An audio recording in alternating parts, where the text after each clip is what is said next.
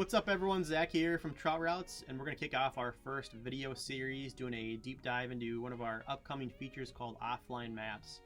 Now, one of the things that we love most about physical maps is that they're handheld, they're tangible, they're permanent, and they don't disappear when you don't have cell service. So that's why we're really excited about an upcoming feature called offline maps. It's probably the most important feature that we didn't have before that we do now. And so today we're going to do a little bit of a deep dive into this feature, talk about frequently asked questions, things that you should know, and how to use it. So stick around and take a look.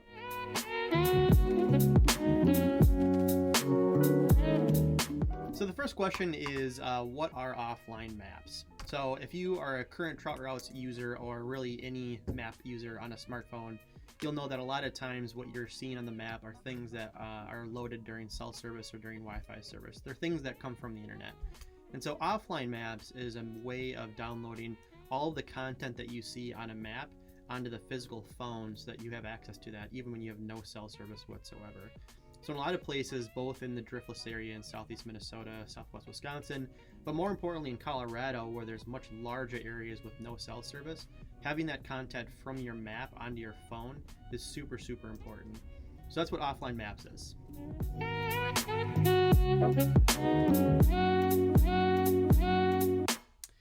All right, so the next step is how do we download offline maps on Trout Routes? And so for this, I'm going to pull up a little bit of a demo.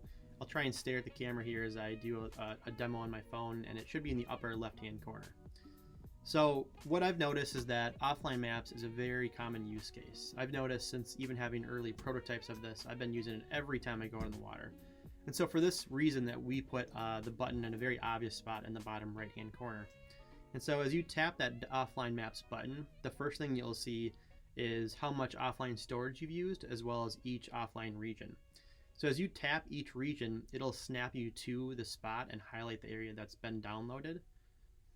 The second thing that you'll see is a status bar on the top that shows you how much of your offline storage you've used. Now this is set at 10,000 tiles, which as we'll show you is a very large area. Now you can individually delete areas by hitting the delete button. You can also just delete all the areas by doing delete all. Now to get an offline region, it's a very simple process of hitting the new region button. Now as you scroll around, you'll see that the area that's being downloaded can be moved around and it can also be zoomed in and out. And as you do, it'll give you an estimate of how many tiles that region will take. So let's say we wanted to download a region, which is where we're going to go for this kind of a demo of this area. Now this is pretty large. I don't know how many square miles, but it's several streams. If you've been to this area, which many of our users has, it's a pretty good region that covers several streams. So let's say you don't want to go to a very busy stream like the Rush and you want to go to a less busy one, you can download one region and I'll show you that it's actually a fair amount of not that many tiles. So all you got to do is hit the download button, and this will ask you to put in the name of the region, and this is just kind of like a name it whatever you want, just so you can kind of refer to it later. So I'm going to name this, we'll just call it the Trimmed Rush.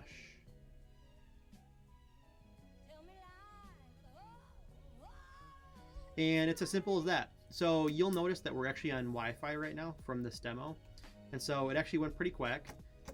It downloaded 1,300 tiles, which is about 13% of our total usage.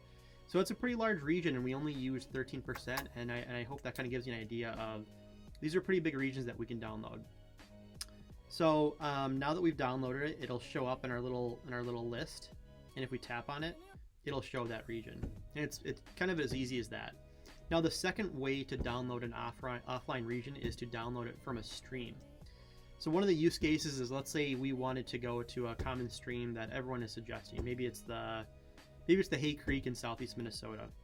When you tap on a stream, obviously it'll pop to that stream and show you all of the Trout Routes features that we've had before. But now there's a new button in that stream label that says offline. So if you just want to download that specific stream for offline use, all you have to do is hit the offline button and it'll highlight that stream, and you can hit download, and it kind of fills in that title for you for that stream. And again, it downloads it pretty quick. Now in this case, this stream was only 164 tiles, which again is 0.1% of our total usage. So again, it really is a pretty large capacity that you have to work with. So again, if I hit the offline tiles, it'll show you now we have two different areas that we've downloaded. One is the Trim Brush and the other one is the Hay Creek. And that's as simple as that. That's how you download offline maps.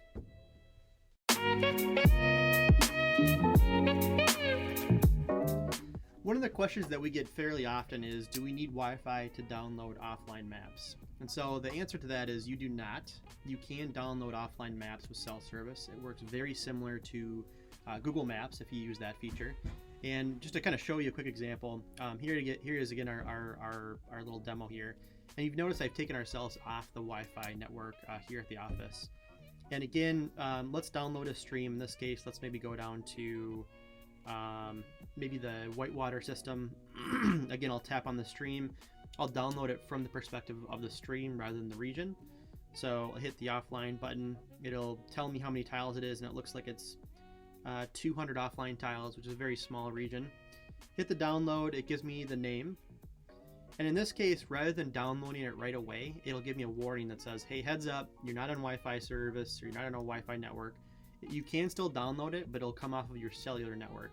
Now, if you don't have an unlimited data plan, that can actually hit your data capacity just like any other thing on your phone. So just keep that in mind. So typically they could be anywhere from like 5 megabytes up to 50 megabytes, depending on how big of a region that you download. But to answer the question, yes, you can download maps while you're on the road, while you're on the water, as long as you have cell service. Now, once you download them, obviously they stay in your phone. You don't need cell service because they're offline maps. Another question that we get fairly often is, what are the limitations of offline maps? Now, there are two different limitations that we want to talk about. The first one is, how many offline maps can we possibly download? Now, as we showed before, there is a little status bar on the top that shows you how many of your offline maps you've downloaded, and that is set at a tile count of 10,000. Now, that limit comes from kind of our back-end services that we do, and there's actually a financial implication to how many offline tiles that we allow each user. And so 10,000 was set at a kind of a balancing point of like what's practical versus like what is cost efficient.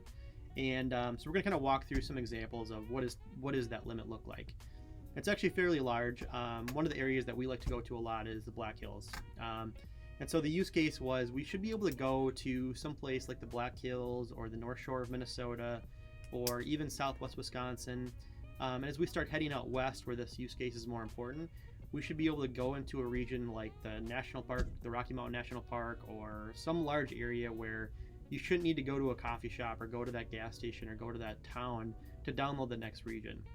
And so that's kind of how that 10,000 tile limit was set. And now let's do a couple of demos. So again, here's my large region tile count, and you can see as I zoom in and out, you'll see that estimate kind of changing. Now, if we wanted to go to the Black Hills, you'll see that in general, it pretty much, you can kind of download the entire area. So here's the entire area, including the Rapid City, where the Dakota Angler is. And we can pretty much download the entire area, including lots of different little towns where there is cell service. So with no other regions downloaded, we can go for it and download it. Now this might take a while since it's going to be almost our entire capacity. I think it's probably potentially 200 megabytes. And since we're on Wi-Fi, it'll go a little bit faster, but it does take some time.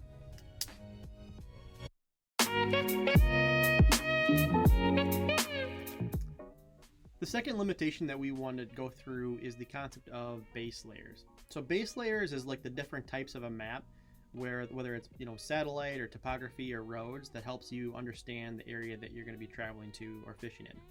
So it's very similar to Google Maps, where you have like the roads, which helps you understand like, is it a highway, is it a trail, or is it a local road, or is it a park? And then topography helps you understand the different elevation changes in and around the region that you're fishing. And then satellite is obviously giving you a physical view of where you're going to be, whether there's trees or snow or roads or bridges. So in this case, we're going to go down to the Whitewater State Park, and we're going to download each region to help you understand what it's like to work with base layers for offline maps. Now, the way that it works is each offline map is going to be specific to a base layer. So if you wanted to go down to Whitewater State Park in Minnesota, and if you really wanted each different base layer, you'd create a different offline map for each layer. So let's kind of go through that real quick.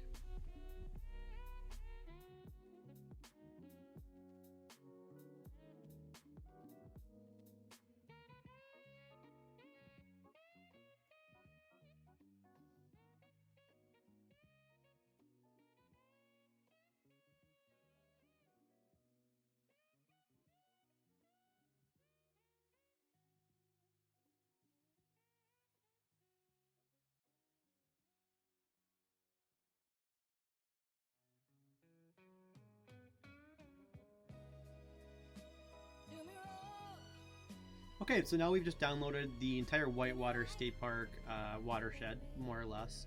And we've downloaded each one of the base layers. Now you don't have to do this if you have a preference towards the topography-based layer or the roads or the satellite, or if you just want to save space, you can definitely do that. But if you do want to switch between base layers while you're down in that valley where there is no cell service, then it is best to download each region in each base layer.